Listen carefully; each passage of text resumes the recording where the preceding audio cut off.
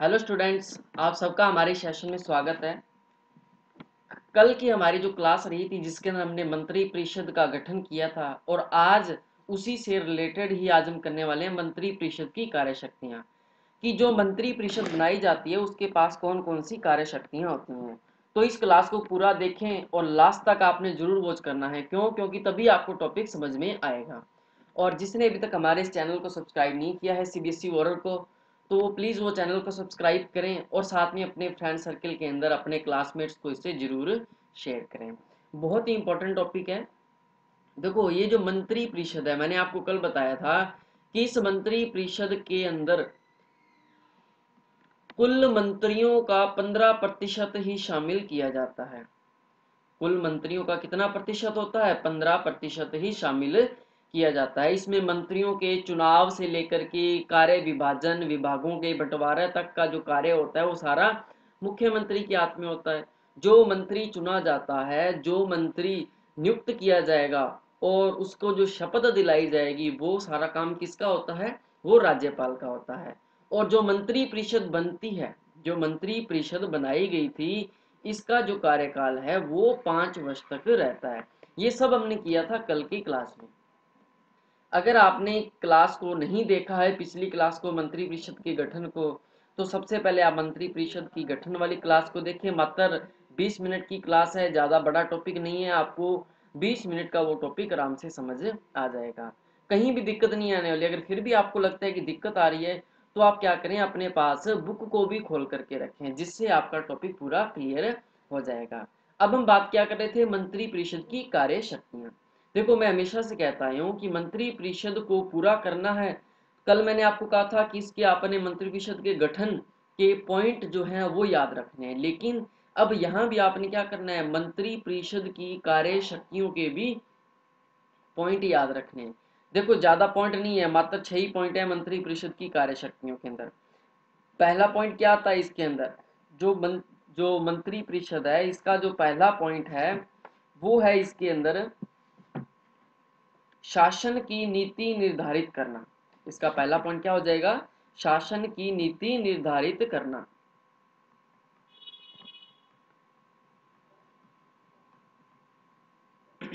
नीति निर्धारित करना। और इसके साथ साथ इसका दूसरा पॉइंट क्या हो जाएगा? उच्च पदों पर नियुक्ति संबंधी राज्यपाल को प्रस्ताव भेजना, उनके नाम भेजना।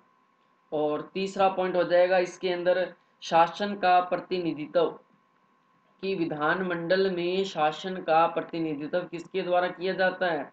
मंत्री परिषद के द्वारा ही किया जाता है। 4 नंबर पॉइंट हो जाएगा इसके अंदर कि कानून निर्माण से संबंधित पहले से ही कार्यक्रम निश्चित करना, कि मंत्री परिषद पहले से ही अपनी कार्यसूची बना लेती है कि वो किन किन विषयों पर कानून बनाएगी, कौन कौन से विषयों को वो विवाद के रूप में, एक विषय के रूप में जिसके ऊपर चर्चा की जा सकती है, उसका क्रम निर्धारित करेगी, ताकि इस दिन, इस तारीख को सदन में, बैठक में इसके ऊपर चर्चा की जाएगी। और पांचवा पॉइंट कौन सा आ जाएगा? पांचवा पॉइंट होगा इसके अंदर बजट तैयार करना,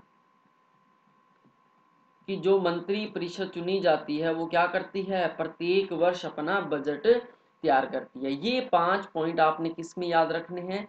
मंत्री परिषद की कार्य शक्तियों के रूप में आपने ध्यान में रखने हैं। बहुत ही इजी है, कोई कठिन नहीं है, बहुत बहुत ही सिंपल है। अब हम देखो, जो मंत्री परिषद होती है, हमारे देश के संविधान का अनुसार, संविधान क्या कहता है कि संविधान के अनुच्छेद 163 में कहा गया है कि जो मंत्री परिषद का जो कार्य है वो राज्यपाल को सहायता देना है।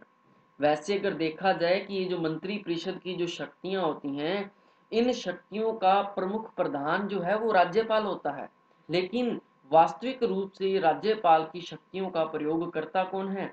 मुख्यमंत्री और उसकी मंत्री परिषद। और इसके साथ साथ मंत्री परिषद के द्वारा शासन संबंधी कुछ महत्वपूर्ण नियम बनाए जाते हैं, कानून बनाया जाता है, कुछ महत्वपूर्ण निर्णय लिए जाते हैं। और जो भी निर्णय लिए जाते हैं उनकी जो सूचना है वो समय समय पर राज्यपाल को दी जाती है। और राज्यपाल कोई यदि सूचना नहीं भी दी जाती तो राज्यपाल अपनी शक्ति का प्रयोग करते हुए उन सूचनाओं को प्राप्त कर सकता है। ओके, अब हम बात करेंगे आगे इसके पहले पॉइंट की। इसका पहला जो पॉइंट था वो क्या था? पहला पॉइंट था शासन की नीति निर्धारित करना। मैं यहाँ पे पहला पॉइंट लिख रहा हूं,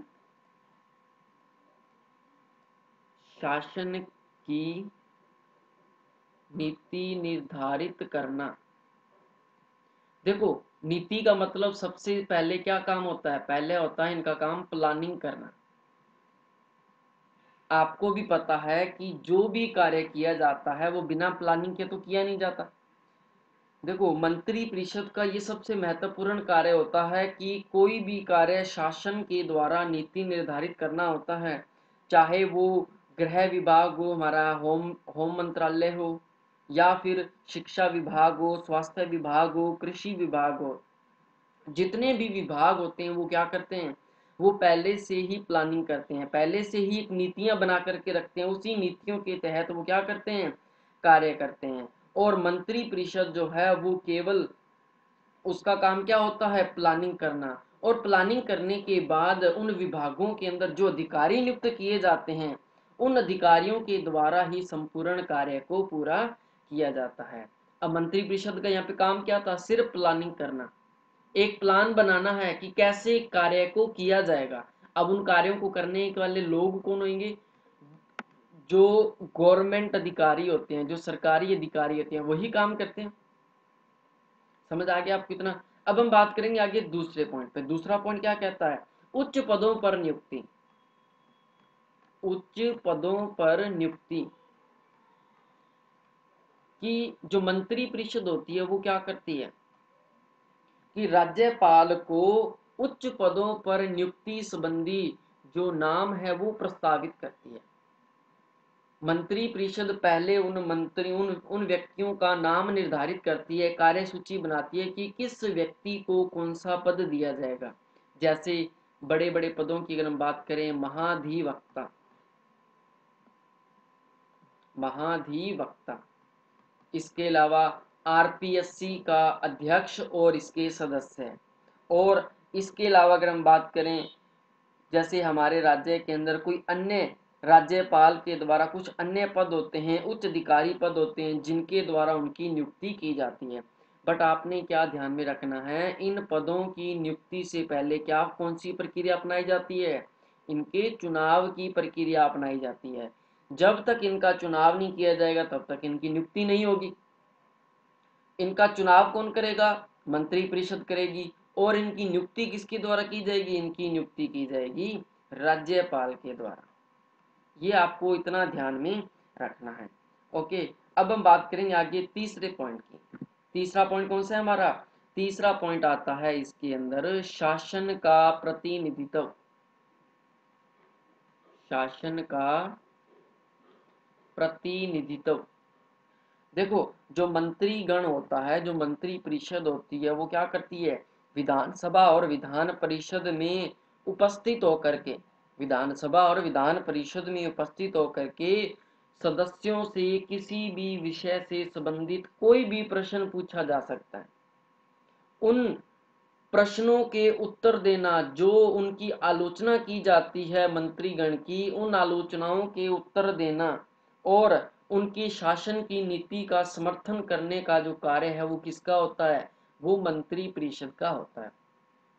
कि सदन में किसी विषय संबंधी विपक्ष के द्वारा, जो विपक्ष पार्टी थी उसके द्वारा कोई प्रश्न उठाया गया, कोई मुद्दा उठाया गया, अब उस प्रश्न का उत्तर देना, उस प्रश्न का उत्तर देना और किसी कार्य संबंधी, किसी योजना संबंधी कोई आलोचना की जा रही है उसका उत्तर देना, ये किसका जिम्मा होता है? ये होता है मंत्री परिषद का।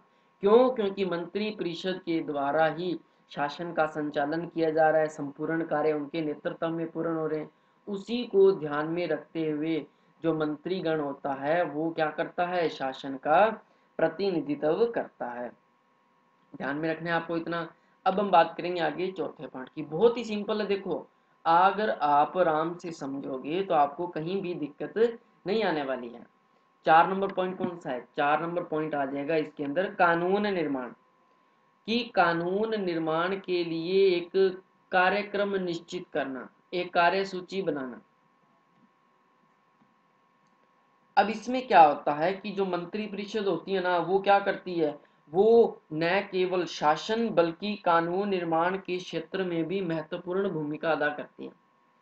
इसका कार्य कानून निर्माण तो है ही है, साथ के साथ शासन संबंधी कार्य भी किसके द्वारा पूर्ण होता है, वो मंत्री परिषद के द्वारा पूर्ण होता है या मंत्री गण के द्वारा पूर्ण किया जाता है। एक छोटा सा क्वेश्चन है, मैंने आपको स्टार्टिंग में बताया था कि मंत्री परिषद के अंदर कुल कितने सदस्य शामिल किए जाते हैं, कि कुल सदस्यों का 15%, ध्यान में रखना है आपने, कुल सदस्यों का 15% ही मंत्री परिषद में शामिल किया जाता है। अगर हम विधानमंडल की बात करें कि विधानमंडल में कौन कौन से विधेयक लाए जाएंगे, कौन कौन से प्रस्ताव प्रस्तुत किए जाएंगे और वो प्रस्ताव किस किस क्रम में होंगे, देखो ध्यान से सुनना, बहुत ही इंपॉर्टेंट चीज है यहाँ पे। सबसे पहले आएगा यहाँ पे कौन कौन से विधेयक लाए जाएंगे, कि मतलब कि किन किन विषयों पर कानून बनाया जाएगा, उसके लिए एक प्रस्ताव लाना पड़ेगा, और ये जो प्रस्ताव है वो किस क्रम में लाए जाएंगे, कि पहले कौन सा कानून बनेगा, उसके बाद दूसरा कौन सा बनेगा, और तीसरी बात क्या रखनी है, कि तीसरी बात है कौन कौन सा प्रस्ताव कब कब लाया जाएगा। ये क्या होता है, पहले से ही क्रम निर्धारित होता है। इसको अपने क्या कह सकते हैं, इसको अपने इनकी कार्यसूची कह सकते हैं, इसको अपने इनकी प्लानिंग कह सकते हैं। देखो जब तक प्लानिंग नहीं होगी ना, जब तक सूची नहीं बनाई जाएगी कि कौन सा कार्य कब और किस दिन करना है, तब तक मंत्री परिषद जो मंत्रीगण है वो अपने शासन प्रक्रिया को अच्छे से नहीं चला सकते। जैसे आप अपनी एजुकेशन को ही ले लो, आपने सोचा कि आज मैं पूरे दिन में मैथ को 1 घंटा दूंगी या दूंगा, सामाजिक को 1 घंटा दूंगा या दूंगी, समाज और गणित इंग्लिश को भी मैंने पूरा समय देना है, 1 घंटा देना है, विज्ञान को भी 1 घंटा देना है, तो टोटल 4 घंटे हो गए। बट आपने स्टडी कितने घंटे की, मात्र 2 घंटे। अब उन 2 घंटों में आपने किस विषय को कितना समय दिया, जिसके तहत आपकी जो पढ़ाई थी वो अधूरी रह गई। यदि आप समय के अनुसार चलेंगे तो आपका विषय भी कवर होगा, आपका सिलेबस भी जल्दी हो जाएगा और आपका टॉपिक भी जल्दी पूरा हो जाएगा, आपको समझ में आ जाएगा। उसी तरह यहाँ पे सरकार है, वो भी पहले से अपनी क्या करती है, कार्यसूची बना करके रखती है। ओके, अब हम बात करेंगे आगे लास्ट पॉइंट की। लास्ट पॉइंट क्या आता है, लास्ट पॉइंट आता है मंत्री परिषद के अंदर उनकी शक्तियों के तहत वो होता है बजट निर्माण।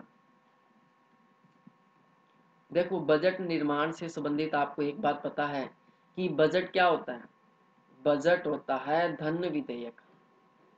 बजट क्या होता है, धन विधेयक। और जो धन विधेयक होता है वो सबसे पहले कहाँ लाया जाता है, धन विधेयक जो है वो सबसे पहले विधानसभा में ही लाया जाता है। क्यों, क्योंकि धन विधेयक के बारे में एक कथन कहा जाता है कि कोई भी विधेयक धन विधेयक है अथवा नहीं, इसका निर्णय किसके द्वारा किया जाएगा, विधानसभा अध्यक्ष के द्वारा किया जाता है, और राज्यपाल की अनुमति से ही धन विधेयक को विधानसभा में प्रस्तुत किया जा सकता है। ये इतनी चीजें तो आपको पता ही है।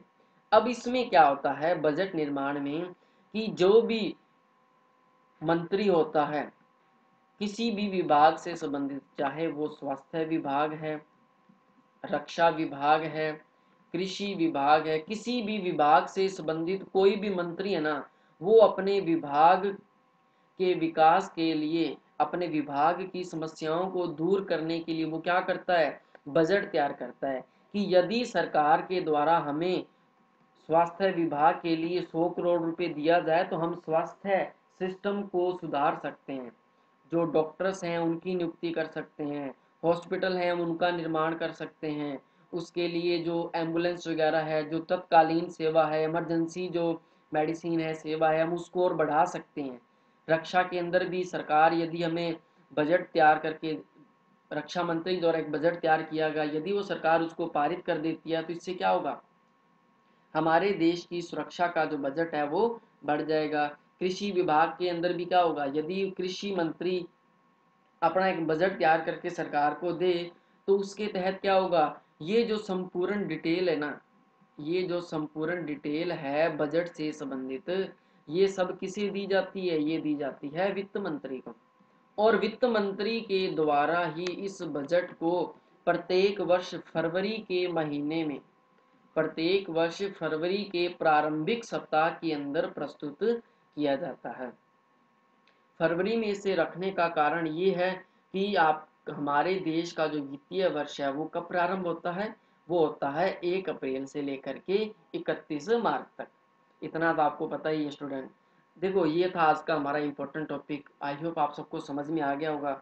अगर आपको लगता है कि सर हमें अभी भी डाउट है, तो आप इस वीडियो को दोबारा से वॉच कर सकते हैं, या फिर आप अपनी बुक से एक बार रीड करिए, जिससे आपका जो टॉपिक है वो सारा क्लियर हो जाए। कल की हमारी जो क्लास रहेगी, कल हम करने वाले हैं स्टूडेंट मुख्यमंत्री। बहुत ही सिंपल है, बहुत ही इजी है, मात्र उसके भी 5-6 पॉइंट ही आते हैं, जिससे आपका टॉपिक 15 से 20 मिनट में पूरा हो जाएगा। और अभी तक जिसने लास्ट वीडियोस नहीं देखी, जिसने पिछली वीडियो नहीं देखी हैं, वो प्लीज़ वो उन वीडियो को वॉच करें। डेली की एक दो देखते रहें, जिससे आपका जो सिलेबस है वो जल्दी से कवर हो जाए।